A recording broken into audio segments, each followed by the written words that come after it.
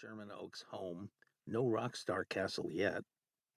I walked in to find him on the living room couch next to Vanity, Prince's stunning protege, who had launched her solo recording career a couple of years earlier, and who now may possibly have launched a pretty serious drug habit.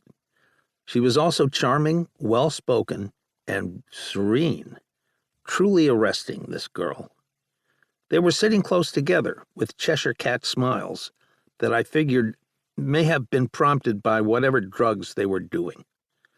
By now, Nicky's drug habit was fairly serious, though, oddly, I had seen no evidence of it when I was with him in the studio, nor did he ever seem obviously high. In the studio, he and Tommy Lee were generally focused and involved. I was oblivious to Nicky's romance with heroin, until one day during the Girls, Girls, Girls session at One-on-One Studios in North Hollywood, when he arrived at the studio with a shopping bag full of candy bars and poured them out onto the recording console with a laugh. Later on, I asked my engineer, Dwayne Barron, what that was all about. Surprised, he looked up at me and exclaimed, "Dude, they're junkies." Until then, I'd never known that a sugar craving accompanied a heroin habit. If Tommy, or T-Bone, was involved in this scene too, it seemed to me that he was just dabbling in it, because, as with Nicky, I never saw him visibly under the influence of anything other than Jack Daniels, or cocaine, or both. As I continued to lie there dumbstruck, I must admit that the next thing to cross my mind was, what would this mean for me? If Nicky was dead, it was the end of Mötley Crüe.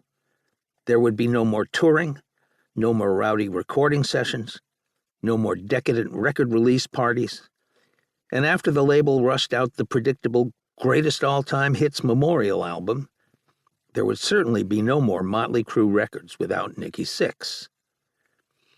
Girls, Girls, Girls, the third hit album I produced for the band, following Shout at the Devil and Theater of Pain, had gone to number 2 on the Billboard chart, and the Crüe were now huge.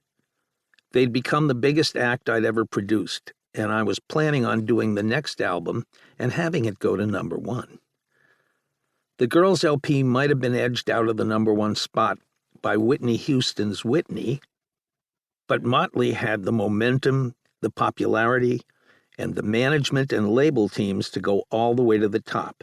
And maybe, with some more good songs written by Nicky, they might just stay there for a while.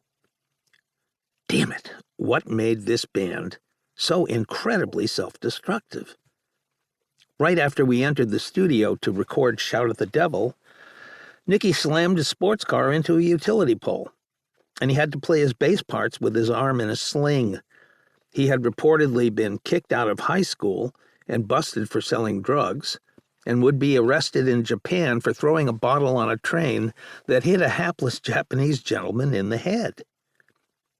Vince Neil, meanwhile, was jailed for driving under the influence and crashing his car, resulting in the death of Hanoi Rocks member Razzle, and serious injuries to 2 other individuals.